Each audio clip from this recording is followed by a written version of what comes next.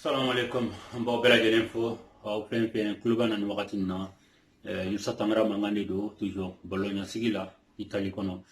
an famana ka video ke aw ye kasbaw ya ke junatike wakati ni wakati ko di ama video ke dabla surtout immigration ka ama video ke dabla am to ka video publier politique africaine ka chamambe afo dola politique la sans ameno ni fo ni chamambe auta on donne follow on était politicien, on m'a déclaré politique, moi aussi ka carte tambolo ka voté moi aussi Italie kono, Afrique kono. On est activisé de, c'est-à-dire ni djuguma be famille fait en betaniki. Oyo tuwa okundae Italie djuguma e mais o Salvini mi be en tandongo do abon kele dongo do en bo de kele ani en ba deme o kofe kele kofe kala ko ka hake o fawni no droit wi o ke kangen ke pour ka sega ni so. Donc, on a téléphone la blaline, on a la blaline, on a oui, l'autre face de la médaille. L'autre face de la médaille, on met en bosso kana. Enfin, nous, au Djouma, on fait un ambo fana keleke. Donc, activisme, nous avons confusion de l'utado, on a tableau du maire. Ante, ne m'a déclaré politicien, moi aussi, parti politique, à fin de l'Italien, ou Afrique.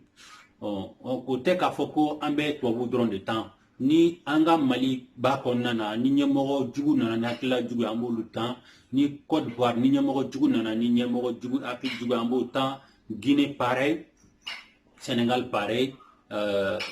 Afrique jamana paix même Amérique ni Donald Trump nana walma Macron nana ambo temps c'est-à-dire juguma manana fami kono ni bula sharia kono ambitan au kasugodo mo chama be au confusion au niveau konnana c'est parce que ebe bien kono ko ibena feno yini en bolo ni en beka tuabu jugu tandomina ibeni soja bi gelebo fiena ni ansela komi ere bosu komi e bosu no nyemo jugu kamara jugu yi na selulu ma domina iwa ko a don ni ne ka parti politique ni ne ka jamana e ne boy en fait ne boy en fait ni ka familial de donc je pense que Emma on a clair famille donc ni ka familial chogo du on a familial chogo bien qu'on en fin de kojugu toabo arabo chinois politicien yo civilio ni ka kojugu de besade madoma ban ambetikika donc o te ka foko maliko Sénégal kodo Guinée kodo do Côte d'Ivoire non c'est même chose qui en italien ante malien droit de femme même chose de nanti la farafina ambe jigini bere kama ambe pecharo ka temenugi ni yani kasi anganya mogoma parce que anganya mogo yorumu dala kampato en confusion de rive en peuple africain on a oui dombalia en beau femme mais on ba ni ka la famille en code là c'est-à-dire surtout quand je touche à ma deuxième pays qui est la Côte d'Ivoire ils confondent des choses, c'est-à-dire la démocratie, la politique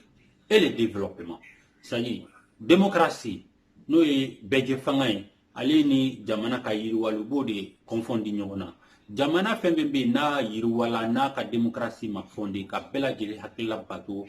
c'est voué à l'échec en avance parce que moi nous be na bol opprimé dona fo bena wuli bay fembe njoba bekare. Il n'a pas États-Unis, il y a George Floyd qui a fait là parce que peuple d'or des États-Unis où yo olu opprimé no e fimoni wa ko lu ni mankan olu menga ka fama olu menga candidature do olu menga bara haken soro olu te jate na fo moto menga jate ni niveau na dominant wala wi fin joba bekari démocratie c'est ça. Donc voilà un peu la Côte d'Ivoire, ce qui a manqué à la Côte d'Ivoire, c'est la démocratie. Je me rappelle très bien, depuis 60 jusqu'à aujourd'hui, récemment, la Côte d'Ivoire, quand tu as ou fouille boina, quand Bedjema, quand Général Guéma, quand Laurent Bagoma, quand Alassane Ma, mi wula kabo fangana ka di mo wema. O ye manque de démocratie, o koroba gira, mi mo na domina le de ba sigi mo to kungulu ka fo domin kadai. Oye Côte d'Ivoire kataboli. Donc Côte d'Ivoire développement ni présent nana parce que produit chaman bay ni présent nana na isela ka war soro ka amitié lié ni français donc avec ce ka diru soro avec structure infrastructure développée que trop anya yi kami pero fo ko ni bolay ni ne kala flana mi stabilité politique sur doni mo ma mi nga fanga minansi aka fanga kono Alassane Dramane Ouattara no ya mbal matie na sela ka jurudo soro ka ponjo ka getron la kanani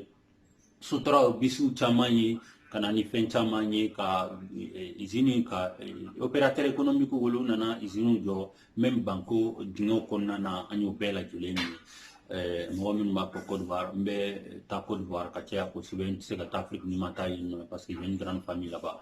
donc oui parti doyi oui développement mais au différent de démocratie korobedi malgré que ebe ni na folo dima ka mwandima qui sont na folo la mais ni ka ketige bolebe muruti obena fo emi be Italia emi be France emi be Espagne emi be Amérique emi be Angleterre ibe barala meto ka fo ke eni ni bisi mankan emi nga doni rona emi nga ta placer la ka manifester a fo ma opprimer donc ka moko bali ka kuma arama den tesoma no kala dono kon fait tôt ou tard abina exploser voilà un peu le problème démocratique de la Côte d'Ivoire le problème démocratique du Mali est que Mali atekula era mala ki troisième mandat ko fo era masiki ka mandat ko era la ba ki bina mandat mo mi sigi Mali on kuna kata parce que au peuple uta soma okni Moussa Alpha comment disons Modibo Keïta nana ali mena fangana sanchegu ngali la wika boy militaire Moussa Doron de Sala Kake, ça mouran saba. Oui, fana wuli ka boy. Alpha Omar kona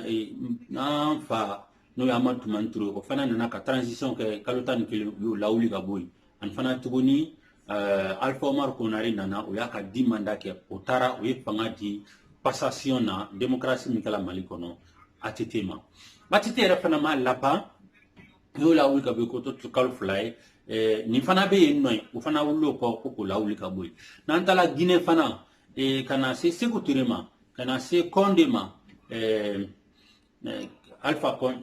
Conde oui Conde kana se dadisma kana se Alpha Condema anfa segu o fana kumbe no olu bela jele mase ko ka fanga laba min yere be doni kam se kan bolo choma ko be fanga laba ka yelema Sénégal. Donc déficit démocratie en Afrique de l'Ouest là. Donc ni déficit démocratie B aka gele comme c'est qu'à développer parce que politique décision ta ka bela jele play yerema horonya la arma DB bi son bi tu yerema ki akilota. Donc meni politique ko ambe domini do ma otise ka manifester otise ka kuma ambe ni ke dono fe arama de mena muruti arama de te soma o bena ka problème. Voici ce qui se passe en Afrique maintenant. Donc à mon situation de kono ko de expliquer pourquoi ka se ka fama mais niveau mina donc fa la be ga nyon soro démocratie avec Europe ya Italie et ce qui fama na Italie qui ta ou bien France ou bien Angleterre malgré que be ka baraka be ponjo ga fonge ibe wuli ni ka mandat cela donc politique be stabiliser ita se ka sigi mo kuna constitution mo ya marebe jamana sharia poto al niya soro baraka ibe taga ina fo misala Obama kedi America unye kateme Donald Trump ka ay bara fana ke America mais otato kwate taga na kunyi si America kuma la wuli malgré ka bara ke ni ka manda selebe taga bebi Obama kedi mawonye ina fo obeke Europe ya tugo mina on mako bodila donc na pla betela be développement ke be nike ika jamana be stabiliser abe basigi abe stroka ere soro dondo na be bara ke ni meta ni mena ni me bara don ke ni meta ni mena mo yo de changement pour que se ka fenke no kala si san jamana se ka développer jamana don hakli se ka sigi bara chama se ka stabiliser no make déficit bena en ko sebe donc ayo Europe fam ama isoko yoro de fo au nyena Mounoumbi, n'autaro enjeu mouillé, problème mouillé. Voici un peu, donc un peu, amé à Kayante, ka vidéo que Nika, no ye droit qu'on n'y fait, parce que en voilà yon no luka kalakotu c'est ça. Au débat to amé ok. Mais autant il n'y a qu'à faut qu'amé vidéo qui en casse de punkare, immigration kare. En beliti mina, ou juguya keledi, juguya mi bet poula, kanyeshi fantoma, ani juguya mi bet farafina mi fama obo tako nyeshi fandoma, oni mankan. On est quand Jamana Dalakan Baraki en boucle là. Donc voici un peu. Mais Inch'Allah, une vidéo chaman sera migration ka, droit ni fait ka, nous riba au content. Mais au cas bloc là, nous ne sommes pas des gens qui font qu'on embêta mo ka hakila là parce que nous anga vision de je pense que yani au sera de ka le tout encore donc il kana bile kungula ka vision c'est quand changer ka ta vision no be mo kungula tu as raté déjà un tout petit peu malaka fo men mandama anga tien fo nyoy no kala mesira sigi ne ta galo diga mo ko ntala to wula ntala frafina bon ta do ala chine assalamu alaikum